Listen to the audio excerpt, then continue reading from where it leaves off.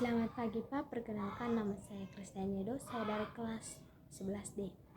Di sini saya akan menjelaskan materi pembelajaran tentang drama, yaitu dalam materi pembelajaran tugasnya yaitu pengertian drama dan dasar-dasar akting dalam sebuah drama. Pertama-tama itu saya akan menjelaskan pengertian drama.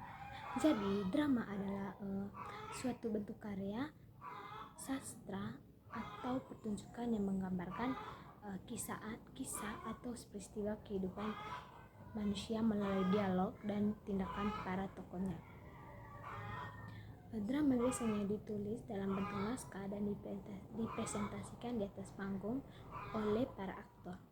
Tujuan drama adalah untuk menghibur, menyampaikan pesan moral, atau menggugah emosi penonton. Secara umum itu, drama memiliki ciri-ciri seperti yang pertama itu mengandung konflik atau pertentangan antara tokoh, yang kedua disampaikan melalui dialog, yang ketiga dibagi dalam babak dan adegan, yang keempat itu biasanya dipentaskan secara langsung. Yang berikut itu saya akan menjelaskan apa saja dasar-dasar akting dalam sebuah drama. Dasar-dasar dalam akting itu dalam sebuah drama mencakup beberapa kemampuan dan teknik yang harus dikuasai oleh seorang aktor agar bisa memerankan tokoh secara meyakinkan. Ada beberapa dasar-dasar akting dalam sebuah drama, yaitu yang pertama penghayatan atau emosi dalam perasaan tokoh. Aktor harus bisa memahami dan merasakan emosi tokoh yang diperankannya agar penonton percaya bahwa tokoh itu benar-benar hidup. Yang kedua, vokal atau suara dan artikulasi. Suara itu harus jelas, bisa didengar penonton dan sesuai dengan emosi tokoh. Artinya, artikulasi penting agar dialog bisa dimengerti.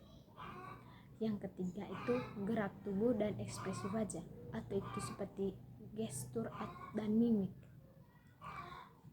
yaitu bahasa tubuh dan ekspresi wajah harus mendukung dialog dan emosi tokoh, yaitu bahwa jika dialognya itu gembira maka ekspresi wajah juga gembira, dan jika sedih maka ekspresi wajahnya juga sedih. Ini membantu menyampaikan pesan tanpa kata. Yang keempat itu konsentrasi dan fokus. Aktor harus bisa tetap fokus pada peran dan situasi di panggung meskipun ada gangguan dari luar. Seperti itu, jika ada gangguan atau apapun yang mengganggu akting seseorang itu, tapi tetap harus fokus dan konsentrasi terhadap dialog tersebut. Yang kelima itu interaksi dengan tokoh lain, yaitu akting tidak hanya soal dialog, tapi juga bagaimana berinteraksi dengan tokoh lain secara alami. Contoh sepertinya itu misalnya selesai dialog kita harus berinteraksi dengan tokoh-tokoh lain dengan baik, dengan cara baik ataupun bagaimana itu. Yang keenam itu improvisasi. Keadaan situasi di atas panggung tidak berjalan sesuai naskah, yaitu kemampuan improvisasi membantu aktor tetap hidup di panggung. Yang ketujuh itu pemahaman naskah dan karakter. Aktor harus memahami latar belakang cerita dan karakter tokoh agar bisa memainkan perannya secara mendalam dan konsisten.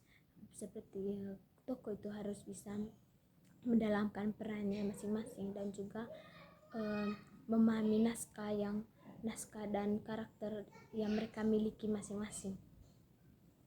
Itu saja penjelasan dari saya mengenai pengertian drama dan juga dasar-dasar akting dalam sebuah drama. Sekian dan terima kasih.